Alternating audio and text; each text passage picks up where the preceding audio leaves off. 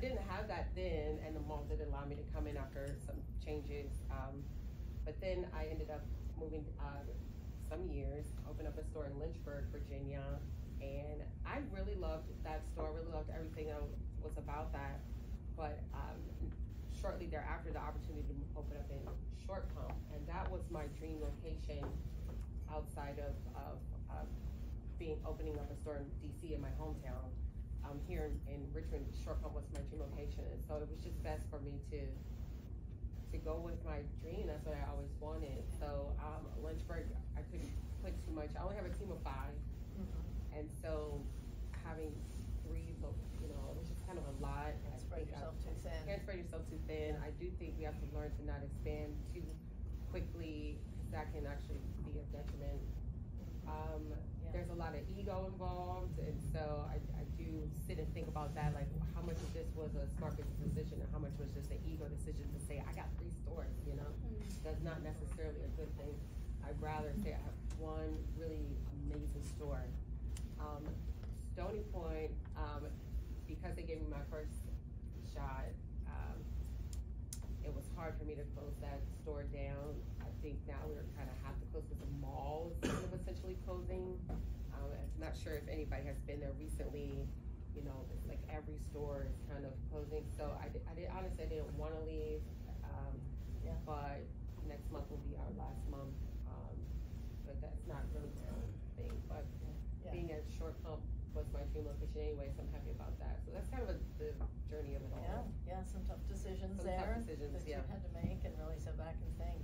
Interesting. Well, good. So tell me a little bit about, so you're in the mentoring program from Capital One. Yes. I'd love to hear about what you learned, how that helped you in your journey. Definitely. Just saying, sometimes you just have to redo your business plan. Kind of mentioned that before, but marketing was really a big thing. Like most of my customers are obviously women. We sell women's clothes, but women who are entrepreneurs or who are in the C-suite level of their companies or whatever. So a lot of times they don't have the time to shop, and they just need a clothes for this event. So during the pandemic, some of my girls still had places to go. Like they weren't really in this quarantine situation. So it's like I still have to have this meeting or present myself. So I think just knowing where those people are. One thing in particular, a lot of my advertising was being done on social media, but I was doing Facebook and Instagram because those are fun to me. But guess what? My girl is a business woman. She's on LinkedIn. So I'm like, okay, let me get over there and start promoting stuff. She also reads. So pictures might not be good, but if I have pictures with words and say, this is where you should wear this outfit, this is how you should wear it, and this is why. And then also she's results driven. So, okay, well, this is what you should wear, why you should wear it, and this is what will happen when you wear this, or this is the type of emotion you will evoke from the person on the other side of the table when you wear it. Things like that translate to sales. And it kind of worked for me anyway, because I'm a journalist. I like to write. I saw my magazine over there, VA Style magazine. Hopefully, if there's not enough copies here, I will make sure y'all get one. But it kind of went into who I am, so that helped me out a lot. Yeah, so those are some things in the mentoring program then that I learned thinking about the marketing and the social media and where to position yourself. Yeah, I love that. What are some things, when we chatted the other day, you were telling a story about networking and getting out into the marketplace. I think you talked about when you joined the Metropolitan Business League. That was amazing. Joining the MBL, actually one of my girlfriends, she was like, you should get involved in the MBL, and I was like, no. Like,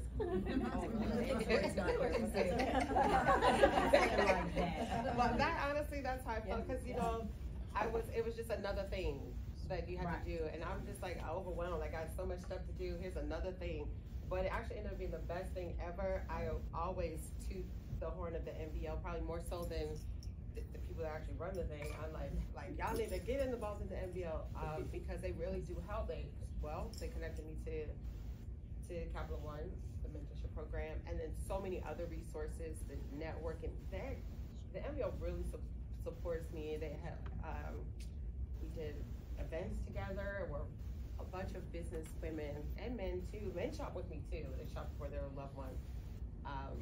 come to the store to buy, and that really helps out in sales, especially when you're kind of low in sales. I have all this collective of people that come to support. I have an amazing capital access program that I've taken advantage of more than once. I just, I think that anybody should try to get involved in any network. I mean, I love the MBL, but whatever network it resonates with you, and that really helps you out, because nobody understands the entrepreneur mind more than another entrepreneur, or the business person, man, woman's mind, other than another business, because it's not, sometimes you just don't think normal. Yeah. See, somebody else that you kind of understand. Yeah, I see nods, right? Yeah, it's like you just need any network of people that can help out. That's the number one thing I would say, is to keep all of you guys that are graduating, try to keep in touch with everybody, because it's some way down the line you're gonna want to run into each other if God doesn't just put you in that same space, and you can really lean on each other. Yeah, I love that. That's one thing we always stress. It's like network, stay connected to people. Yeah. And I love hearing these real life examples of it. We have some in the group as well. Yeah. Anything else you'd share from an advice perspective, or things looking forward that definitely come to Barry Ashley, Shop with me, guys, and bring your ladies. All of you guys come. We host events in the store. That's another thing that I love doing. I love having shopping events in the store. Something else that's really strange, shopping events can also be like music events. I have a music guest come and sing in my little boutique.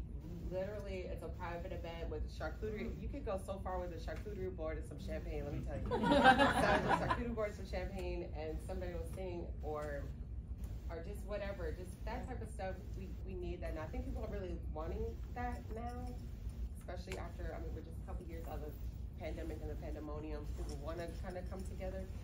So definitely come to Barry Ashley. And to your own things, whatever it is. Let's support each other. That's right. How are we on time? You have time. You good?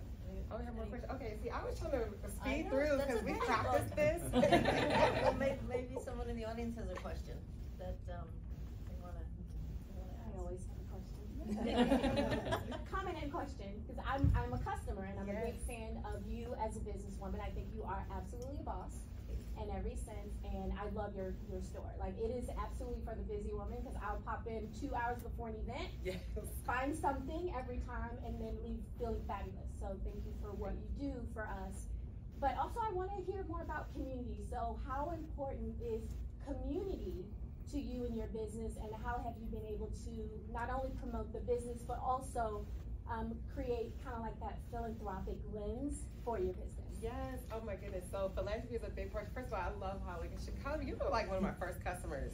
Like, since 2019, I remember her first purchase, and just real quickly, and you wore it in Miami, that little shirt with the pearls on it. And I was like, oh my God, she put it on her Instagram. That was like the biggest thing, right? So, but definitely community is so important. So philanthropy means a lot to me. We do the Fashion Philanthropy series of events where we have our Sunday soirees and our brunches. We also do events with the deaf community in the store, which is a whole other conversation. I would love for you guys to come to one of those events. But connecting with the people and connecting with people who may not necessarily, I don't have the proper word, but who you may not think you have a lot in common with, but in essence you do. Everybody's just trying to live, in the best way possible. But community is so important when you expand it, and it's not just the folks that you talk to every day, but it's also somebody that you can kind of do something for, because they will run and sing your praises to someone else, and then that person will come back to you. And so I hope I'm answering your question, but if it's about community and just establishing a good name for yourself, I will say this: when it comes to networking, I think a lot of times it's very transactional. It's just like, what do you do? What do you do? Okay, this is how we can help each other. If you kind of get away from that and don't even ask them what they do, just say, what's your name? What do you like? Oh, you like this movie? I like this movie. Oh, you like golf and I like golf. And just connect with them on like a real level, like you really care about them. When is their birthday? I like to send people happy birthdays and their anniversary. Try to remember their pet's name. I'm really bad at that, but I will try to remember something. Pet's name. I like the pet's name, and just some way to react If it's a fellow, I always try to remember who is your wife, who is your daughter. You know, so you could really care about the person, really relate about the person. If you think about it like that, that helps to expand your community. Because people are like, oh, this is a real person. They don't just want something from me. They actually care about me. So that part isn't really philanthropy, but it does help. It is people related. But yeah, I do love the philanthropy portion of it. Yeah, and I love your comments about getting to know a person, right? I mean, especially like in our side of the business, it can be very transactional, but if we have conversations and get to know a person when it comes time for a potential transaction at Capital One, and you know them and you've gotten to know who they are as a person, it makes it easier for you to go back if someone says like, we need a vendor for something, and I know you, like, you will come to mind before someone who's just sent me emails, and that sort of thing. So building that relationship, whether it's for that purpose or whatever it is, you know, I think that's so important. Yeah. So I love that point. Anything else? Any other questions? Have you thought about adding a men's collection? Our fashion guru over there. Definitely have thought about adding a men's line. Actually, I've partnered with a few guys. So personally, I know women's clothes. That's my thing. I think the answer to that was maybe partnering with somebody else to bring men's line in, because I want to do it right. If it's somebody who really knows it. But that's definitely something I would like to have by the end of the year. And I'm actually, you know, I am working on that now. So I think by Christmas you need to come into Barry Ashley with your credit card. Put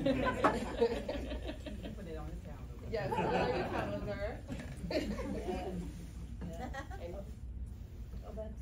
So the only question is, there's a weird debate in the entrepreneur space where you know the quality of your work, but there's people who tell you you should undersell it to make sure you have sales, but you know the quality of your work is worth the price. So how did you combat those thoughts in your head when you were starting? So I think, when you know the quality of work, you hate people say know your value, and my answer is probably not one that you're gonna enjoy. I'm gonna say you do need to test the market and see what the market is gonna pay for you. And I think a lot of entrepreneurs miss out on a lot of stuff because maybe you overvalue. Even though you think your quality is great, do you have the name recognition? Do you have the notoriety? Do you have you put in the years of work to get the recognition that you think that you deserve? And then if the answer to that is no, then you need to have an introductory thing. But this is, and I'm not I'm not coming up with something new. I mean, this is what everybody does. You have to come up with an introductory thing. You have to have a loss leader to get people in so that they know who you are, so that they trust you, they know you'll be in business, you know, beyond the return policy or whatever it is. And then once people get in and they really start to like you and trust you and become familiar with your brand, then you can start kind of notching things up, creating new lines, new products, new services or whatever. But, you know, I don't think it's right for people to come in and kind of compare themselves to a brand that's been around for 50, 100 years. You know, it's like, okay, but they've put in a lot, they've gone through a lot. If you look at their history, you know, Chanel wasn't always at the top. They had to start somewhere. So now you come in, I'm sure whatever you create is better than Chanel bag, but Chanel went through a lot to get to where they are so that they can increase their prices every year.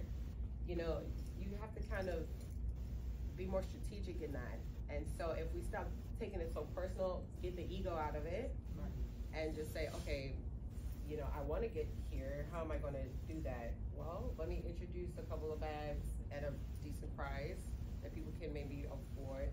And I'm not saying undervalue yourself. I am saying see what the market can handle. And then when you develop your community with your customers, they know who you are. You have those fans that are just diehard people. Now you can start inching it up. Raise your price. Everybody raises their prices. You know, yesterday's price is not today's price. You know. Yeah. Oh, you got that reference. Yeah. That's my people there, you know?